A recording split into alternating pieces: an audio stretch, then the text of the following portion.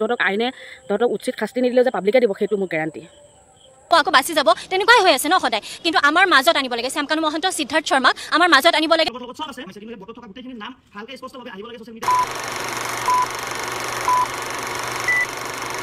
আকৌ এটা নতুন ভিডিঅ' লৈ আহিছোঁ মই ভিডিঅ'টোত মোৰ কিছুমান কথা কোৱাৰ আগতে মই কেইটামান ভিডিঅ' দেখাই ল'ব বিচাৰিছোঁ আৰু ভিডিঅ'কেইটা আপোনালোকে চাই যাওক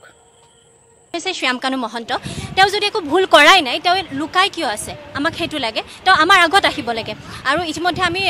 জানিব পৰা মতে মাননীয় মুখ্যমন্ত্ৰী ডাঙৰীয়াই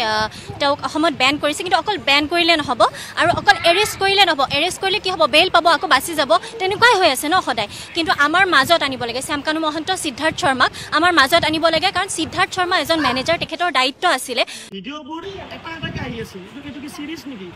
এইটো নেটফ্লিক্সৰ সিৰিজ নহয় যে এপিছ'ড 1 আহিলে এপিছ'ড 2 আহিলে মোৰ এনেকুৱা লাগি আছে তেওঁলোকে ভিডিঅ'বোৰ তেওঁলোকৰ লগত চব আছে দাদা ডেড হোৱা টাইমতো তেওঁলোকৰ ভিডিঅ' আছে 100% চিয়ৰ আৰু সেই ভিডিঅ'বোৰ সিহঁতে লুকাই থৈছে সিহঁতে ভালকৈ ভিডিঅ'বোৰ এডিট কৰি যাতে আমি ধৰাত নকৰোঁ সেনেকৈ ভিডিঅ'বোৰ তেওঁলোকে দি আছে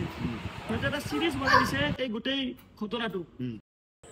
তো ভিডিঅ'কেইটাটো চালে সকলোৱে হয়তো বুজিছে কি কাৰণৰ ওপৰত বনাব গৈছোঁ মই এইটো কাৰণে ভিডিঅ'টো বনাইছোঁ কাৰণ কিছুমান মানুহে লাগি আছে হিমন্ত বিশ্ব শৰ্মা ডাঙৰীয়াৰ লগত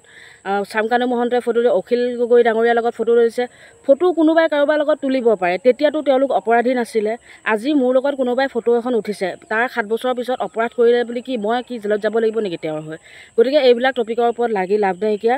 আমাক ন্যায় লাগে আমি ন্যায়ৰ ওপৰত লগাটোহে আচলতে আমাৰ যুক্তিগত সংবাদ আৰু এটা কথা কওঁ সিদ্ধাৰ্থ শৰ্মা আৰু শ্যামকানু মহন্ত কাণ খুলি শুনি ল